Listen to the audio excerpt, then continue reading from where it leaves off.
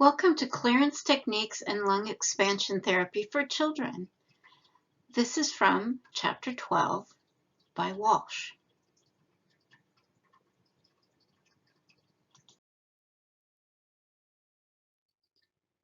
Postural drainage was used as early as 1901 in the treatment of bronchiectasis for small children. In the 1960s and 70s, the use of airway clearance techniques increased. It was introduced in many U.S. hospitals along with a wave of criticism about intermittent positive pressure breathing, or IPPB. And we'll talk about that in a while. Many institutions began replacing the routine use of IPPB with airway clearance techniques.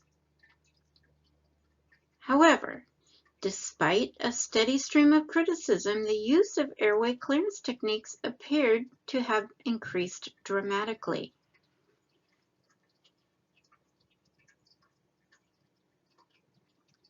Forms of airway clearance techniques include postural drainage, percussion, vibration of the chest wall, and coughing.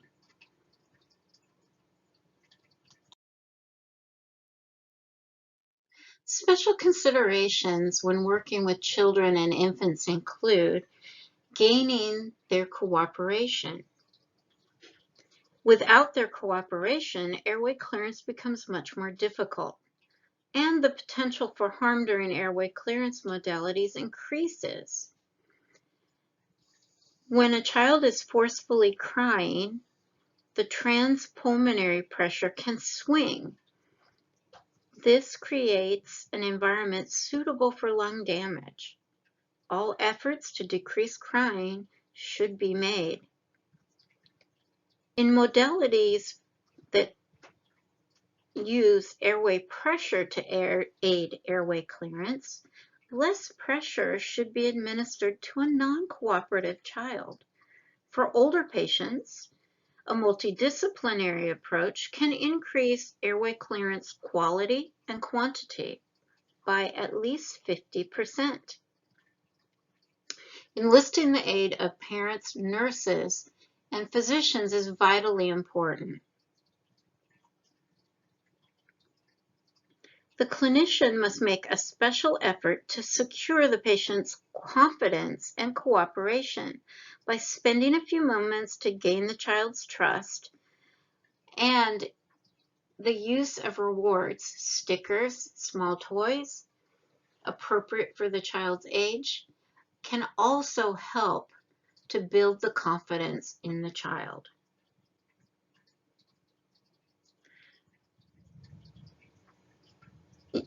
Assigning the same clinician to treat the child as often as is practical also can help to establish a rapport.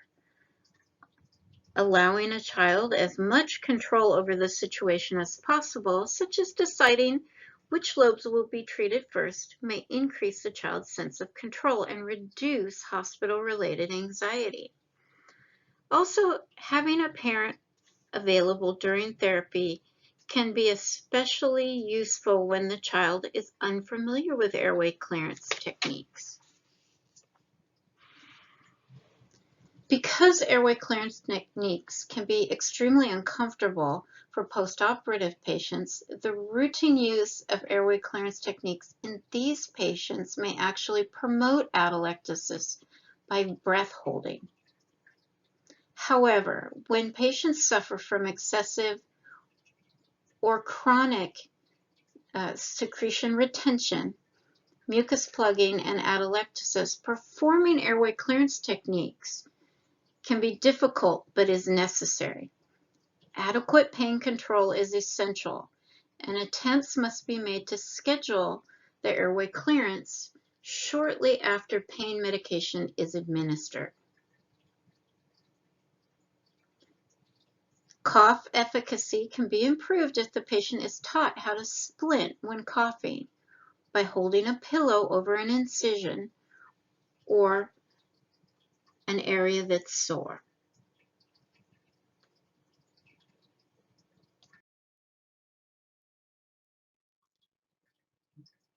CPT equipment.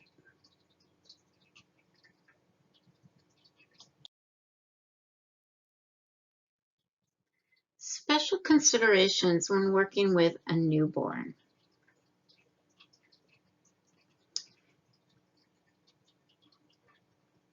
Several conditions common for full-term or preterm newborns suggest that these infants may be at risk for increased complications from chest physiotherapy or airway clearance techniques. Therefore, a modification of routine airway clearance techniques is advisable. Newborns have a high chest wall compliance, and the loss of lung volume caused by chest wall compression from percussion may be greater in infants than in older children.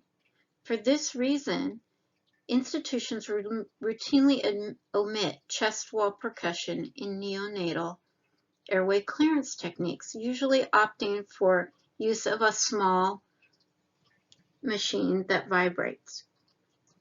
Because an infant's chest wall is not as thick as an adult's and the infant's ribs are much more pliable, a gentler touch is required as well. Hypoxemia has been reported after airway clearance techniques in newborns. Handling infants, for whatever reason, often results in hypoxemia. It is therefore essential that oxygenation is monitored whenever performing airway clearance techniques in infants. Routine application of airway clearance techniques in preterm infants has been associated with an increased risk of intraventricular hemorrhage. A preterm infant is unable to adequately regulate their cerebral blood flow, and changes in blood pressure often lead to increased intracranial pressure and volume, with the rupture of immature blood vessels.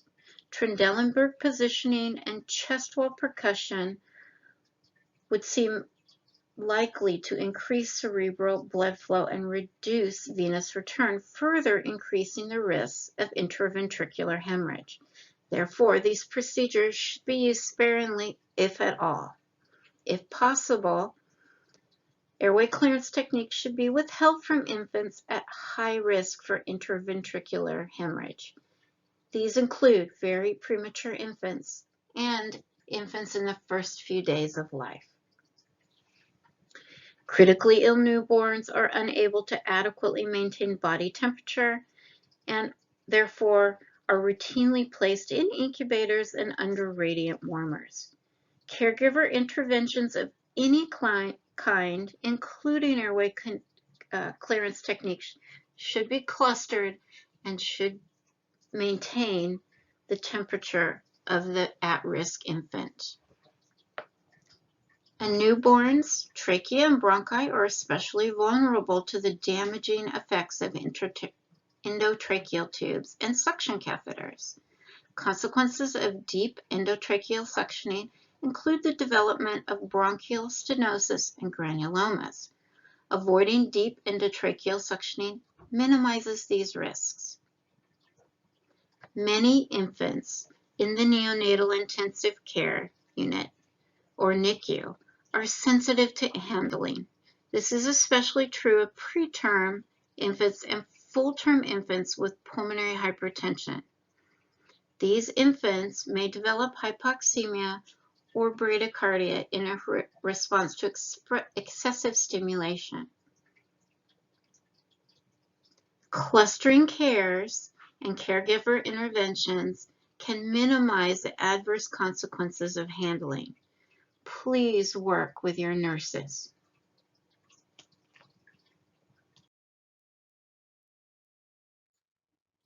Postural drainage positions for a newborn.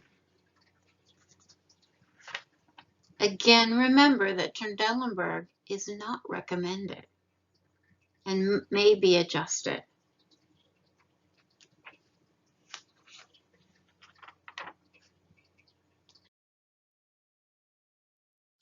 Other procedures for bronchial drainage. First, let's talk about forced expiratory technique, or FET, also known as huff coughing. This maneuver requires a patient to forcefully exhale from the middle to low lung volumes with an open glottis. This is repeated several times, after which the patient coughs to remove any loosened mucus. This can be done in conjunction with other forms of therapy. Studies have documented that in CF and bronchiectasis, a huff cough is preferred. PEP therapy, or positive expiratory airway pressure therapy, uses an expiratory resistor coupled with the patient's active expiration to generate positive airway pressure throughout the expiration. This prevents dynamic airway collapse and improves the clearance of mucus. PEP therapy is widely used in Europe and the United States as an adjunct or a substitute for conventional airway clearance techniques in the treatment of CF and bronchiectasis, and to a lesser extent in postoperative patients. Various devices are available to serve as expiratory resistors, anything from a simple high-resistance 2.5 ET tube adapter attached to a mask or mouthpiece to a flutter, a cappella, or quake device. Those are just some of the few. PEP therapy is essentially the same as the blow bottles that have been used to prevent postoperative atelectasis, or IS. Both PEP therapy and FET are advocated as forms of simple self-treatments for patients with CF. And PEP therapy is better tolerated by children than intermittent positive pressure breathing, or IPPB. Autogenic drainage. Autogenic drainage, or AD, is a series of breathing exercises designed to mobilize secretions in patients with bronchiectasis or cystic fibrosis. To loosen the secretions from the smallest airway, the patient begins breathing in a slow, controlled manner. First at the expiratory reserve volume, then the volume of ventilation is increased with the patient breathing in normal tidal volume range, but exhaling approximately half the expiratory reserve volume. This moves secretions from the peripheral to the middle airways, and finally the depth of inspiration is increased with the patient inhaling maximally to the total lung capacity and exhaling before about halfway into the expiratory reserve volume.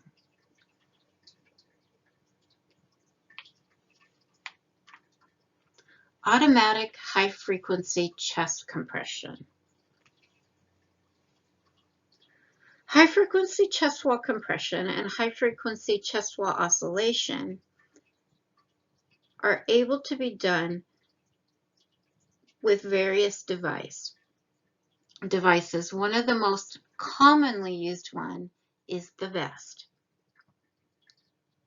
High-frequency chest wall compression combined with high-frequency chest wall oscillation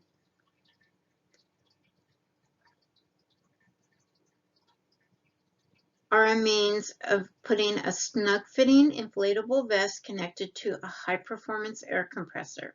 Intermittent chest wall compression produces brief periods of high expiratory airflow, which loosens and helps to mobilize mucus from the bronchial walls.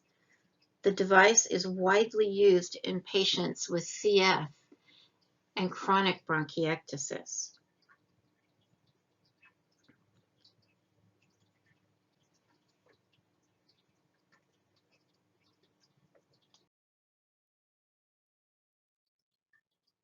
Examples of PEP therapy. Pictured here is the a cappella and a TheraPEP.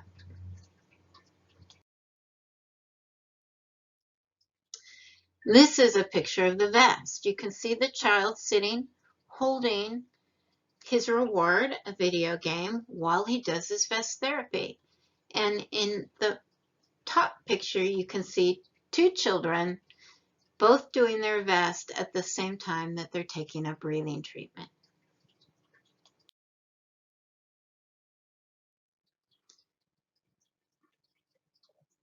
The graphic illustration of the depth and successive breaths by lung volume using an autogenic technique is pictured here. Expiratory reserve volume, or EV, Huff maneuver, predicted, residual volume, and tidal volume are all pictured.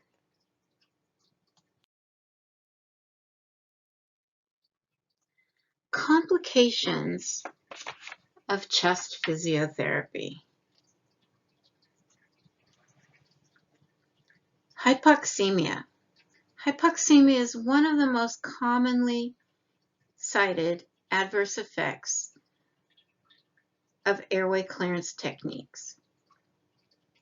There may be a variety of reasons why airway clearance techniques often cause hypoxemia. Among the proposed reasons are ventilation perfusion abnormalities created by postural changes, atelectasis, bronchospasms, and alterations in cardiac output and oxygen consumption.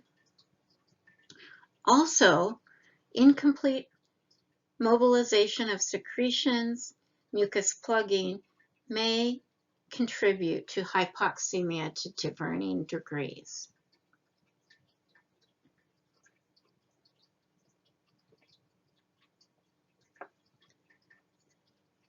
Increased oxygen consumption happens when a patient is working hard or stressed during airway clearance techniques.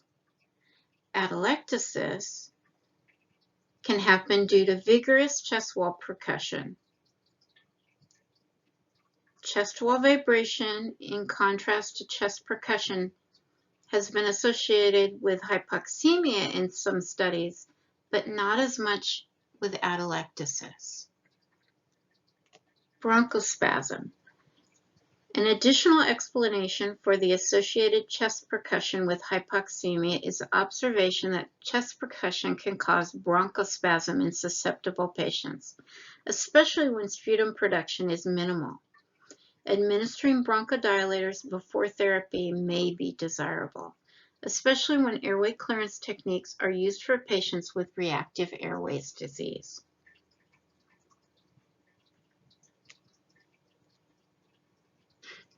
Gastroesophageal reflux. Gastroesophageal reflux, or GERD, is often a cause of respiratory problems in infants and children, and airway clearance techniques often are ordered for patients who have GERD. One study found that patients with GERD, the airway clearance techniques resulted in a 5-time increase in the reflux episodes compared with periods when no airway clearance techniques were given.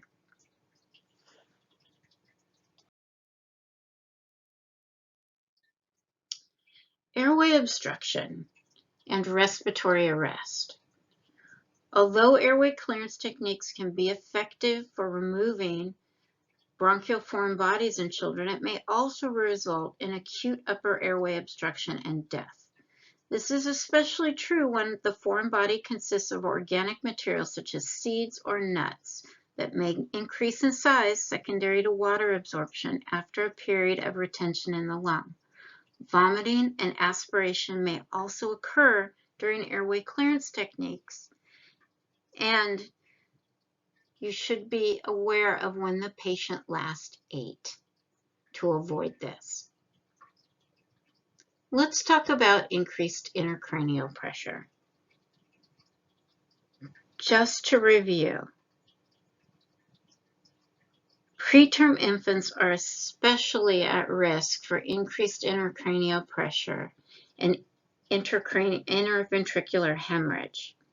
Airway clearance techniques in children or adults with a recent head injury can also increase intracranial pressure. Because of these concerns, many institutions do not place premature infants, or patients with head injuries in Trendelenburg position during airway clearance techniques.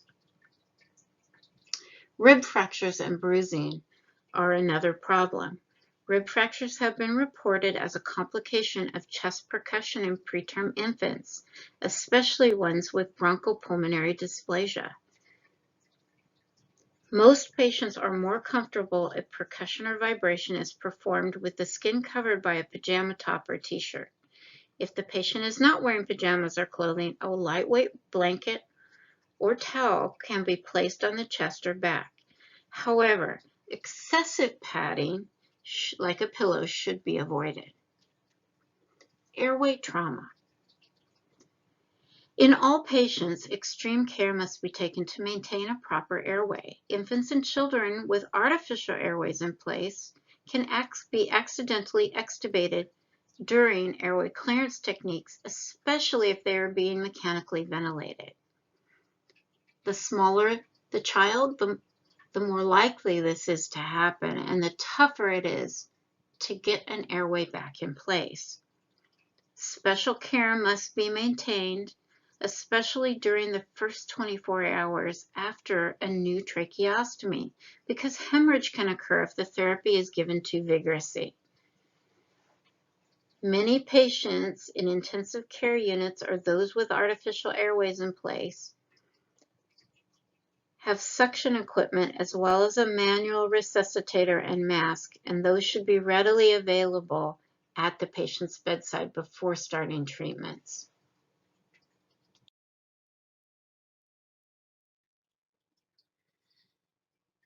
Chest physiotherapy. When should you do airway clearance techniques?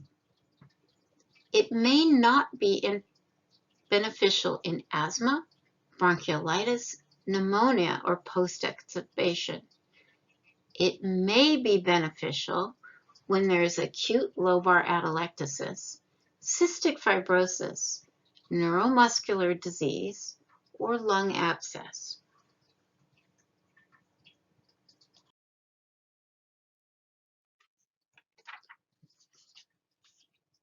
Absolute contraindications for chest physiotherapy.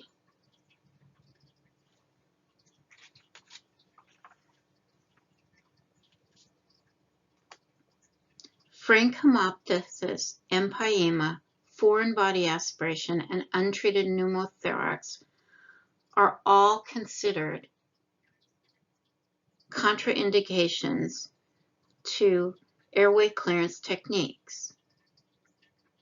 Withholding airway clearance techniques, especially percussion, is sometimes recommended when the platelet count is low, so that the patient doesn't bleed. Airway clearance techniques are also usually withheld in the immediate postoperative period after tracheostomy or tracheobronchial reconstructive surgery, and in selected other conditions in which postoperative movement is extremely dangerous. Chest percussion should not be performed directly over fractured ribs, areas of subcutaneous emphysema, or recently burned or grafted skin.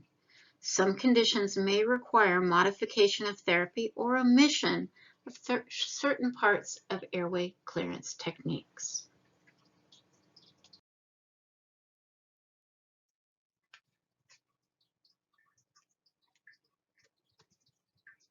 Many patients require modification of therapy because of medical or surgical procedures such as airway surgery, rib fractures, subcutaneous emphysema, or burns and grafts. Percussion may be extremely painful for patients postoperatively or after burns, and the use of manual vibration or mechanical vibrators is sometimes better tolerated. Clinicians should be careful to avoid percussion over implanted devices, such as ventricular peritoneal shunts or implantable venous access devices, sometimes used in patients with CF. Percussion is also admitted in patients with brittle bone disease, such as those with rickets or osteogenesis imperfecta. and many patients will need to be flat instead of in Trendelenburg.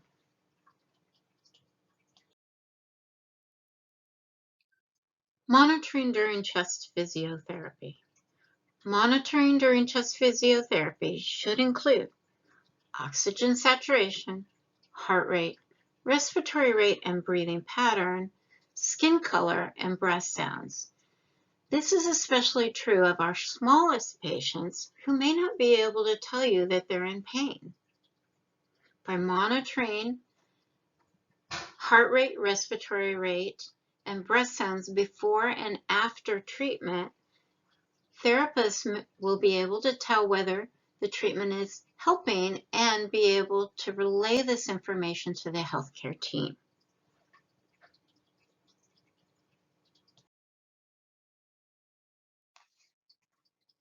Incentive spirometry. Incentive spirometry is a hyperinflation therapy. It's also referred to as sustained maximal inspiration, and it was introduced in the early 1970s in an effort to prevent postoperative pulmonary complications. It's designed to encourage patients to improve their inspiratory volume while actually seeing their inspiratory effort.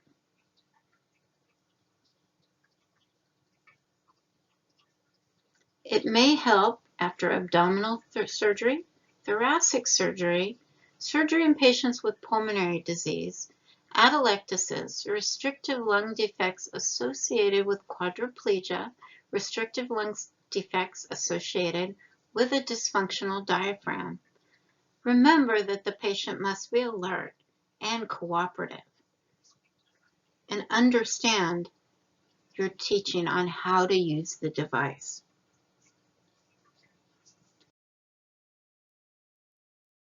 This is a typical children's incentive spirometer. Notice that it has a squirrel, birds, an owl, and a birdhouse and the sun as incentive, as well as an indicator for airflow.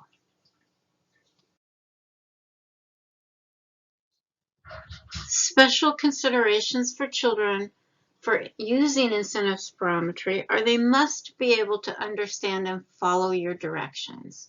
They also need adequate adult supervision and support. Parents or nurses are able to, and you are able to give this adult supervision and support. Don't leave the child unattended.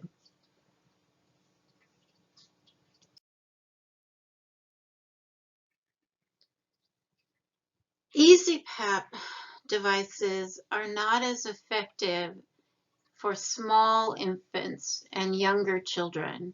The equipment and the time that it takes to do the treatment are labor intensive. TheraPap or vest may be preferable.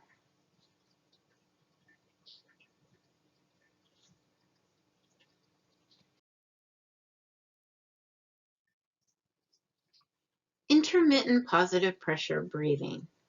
Intermittent positive pressure breathing is a short-term delivery of positive pressure for a patient with the purpose of improving lung expansion, delivering aerosolized medications, and assisting in ventilation. Dr. Bird in 1947 introduced the Bird Mark 7 respirator, and since 1948, it's been one of the most controversial topics in respiratory care.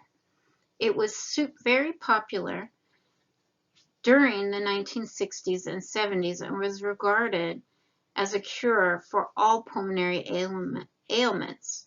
It wasn't until 1983 when both its overuse and its doubtful efficacy were discussed. After 1983, IPPB began to decline as a treatment modality. Today, newly practiced modalities such as bilevel positive airway pressure and incentive spirometries have rendered the IPPB obsolete. In fact, Most institutions do not have an IPVB machine.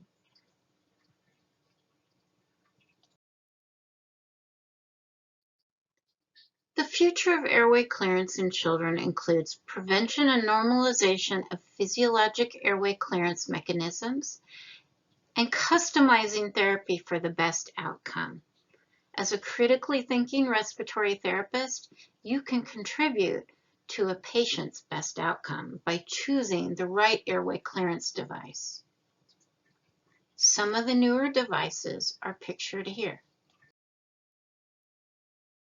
The MetaNeb.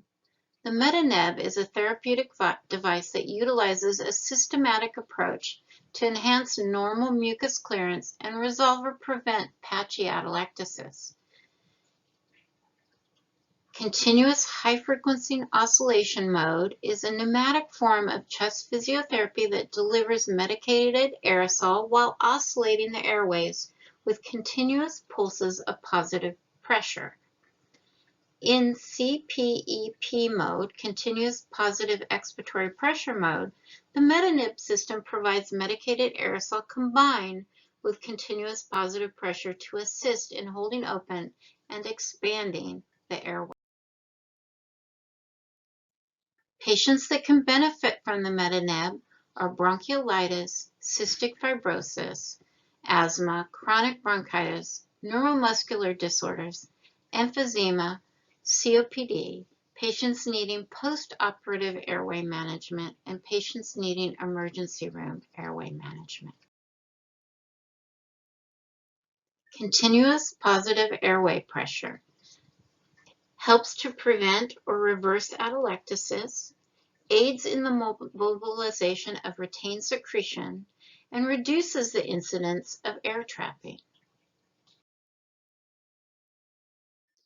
Continuous high-frequency oscillation provides aerosolized medication and humidification to relax bronchial smooth muscle so that airway resistance is decreased, and at the same time it hydrates thickened retained secretions. Using a specifically calibrated frequency and I to E ratio, inspiratory to expiratory, to create a mean airway pressure in order to maintain airway caliber, prevent premature closure, and expand collapsed lung regions.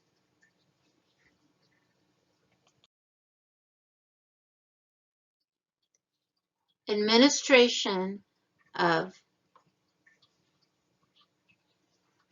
intrapulmonary percussive ventilation.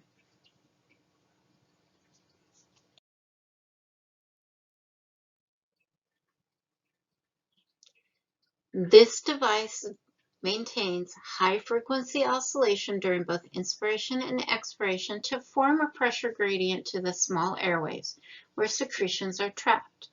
This pressure gradient creates an accelerated expiratory airflow that can then be maintained to assist in moving secretions to the upper airways. Delivering hyperinflation therapy through positive expiratory pressure that will aid patients in deep breathing and coughing. Thank you for your time and attention. This is the end.